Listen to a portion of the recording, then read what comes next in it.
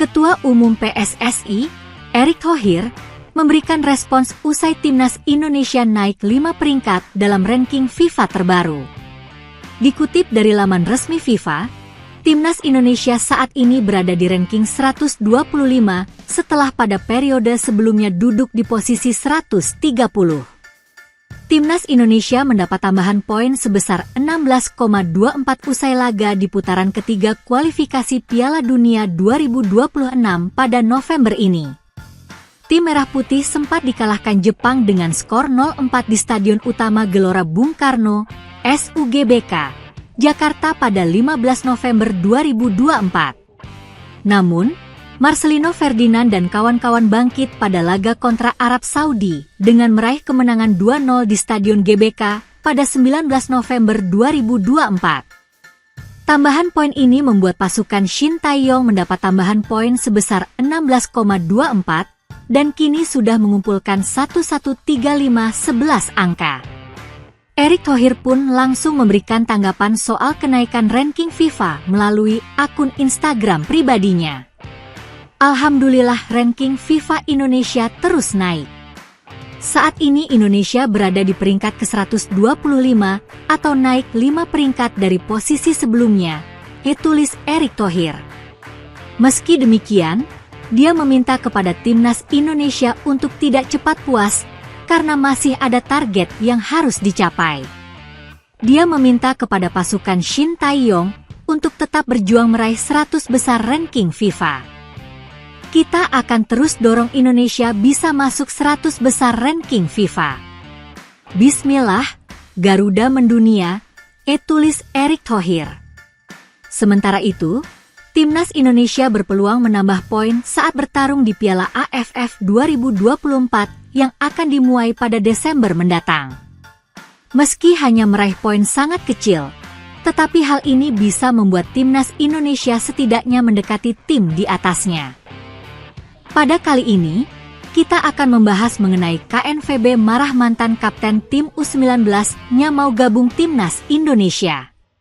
Memasuki bulan Agustus, PSSI, Persatuan Sepak Bola Seluruh Indonesia, tampaknya mulai intens mencari pemain tambahan untuk menghadapi round 3 kualifikasi Piala Dunia 2026 zona Asia yang akan datang.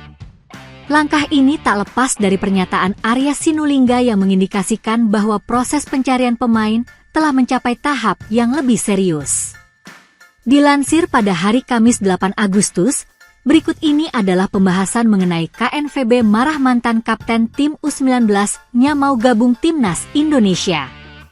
Menurut informasi dari Arya Sinulinga, setidaknya ada 2 nama pemain yang berkas-berkasnya telah masuk dalam radar PSSI.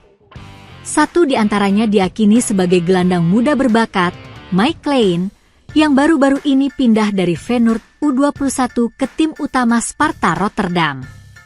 Mike Klein, yang juga telah menjadi kapten Timnas Belanda U19, menunjukkan potensi besar dengan kemampuan bermainnya yang serbaguna.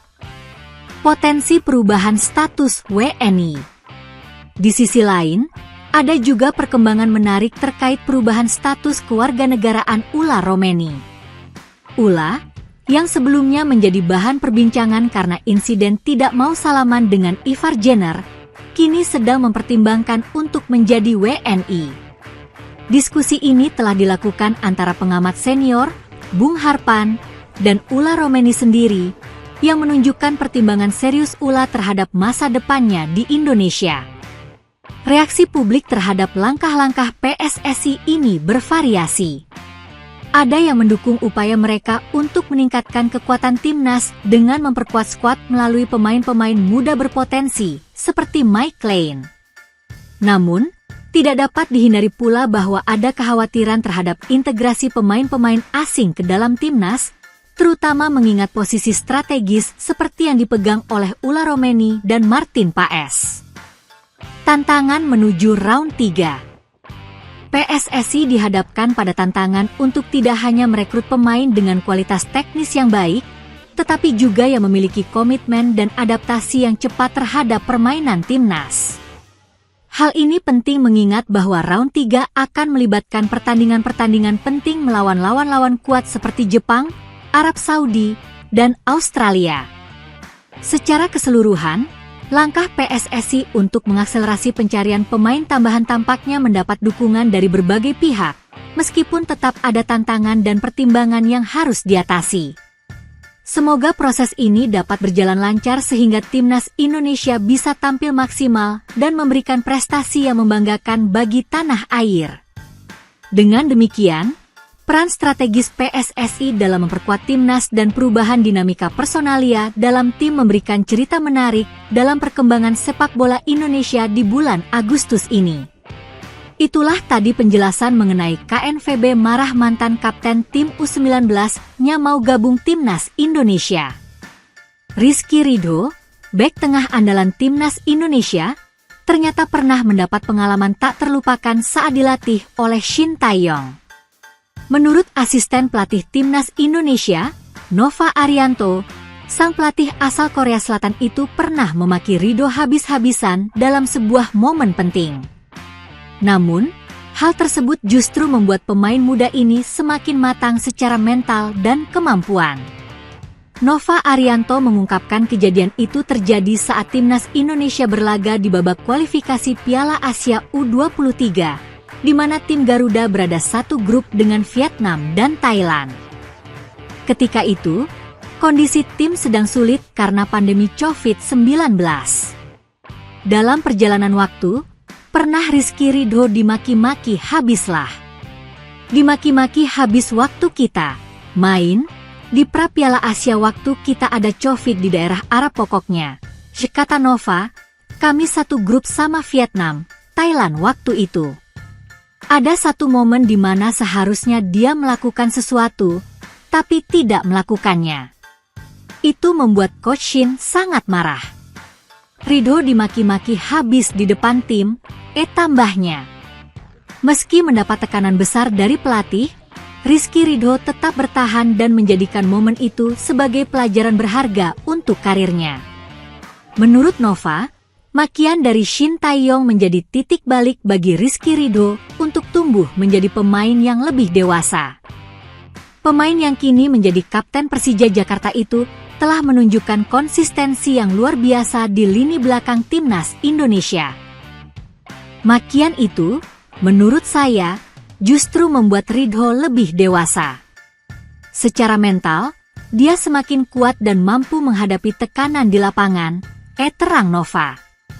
Ridho kini dipercaya untuk mengawal lini belakang Garuda bersama para pemain naturalisasi seperti Jai Itzes, Justin Hubner, Jordi Amat, dan Elkan Bagot. Kehadirannya bahkan menjadi salah satu alasan utama ST jarang mencadangkan pemain jebolan Persebaya Surabaya ini. Nova menambahkan bahwa keberadaan pemain keturunan turut membantu Ridho berkembang lebih jauh. Bermain bersama nama-nama seperti Jai Itzes dan Justin Hubner di lini pertahanan memberi Ridho banyak pelajaran penting. Apalagi sekarang bermain dengan Jai Itzes, Justin, mungkin ada Jordi, Elkan, atau apa, itu membuat Ridho semakin dewasa dalam bermain. Dan saya lihat dia semakin tenang dan semakin matang, ujar Nova. Penampilan solid Rizky Ridho tidak hanya membuatnya menjadi pilar penting bagi Shin Tae-yong, tetapi juga salah satu pemain bertahan terbaik di timnas Indonesia saat ini.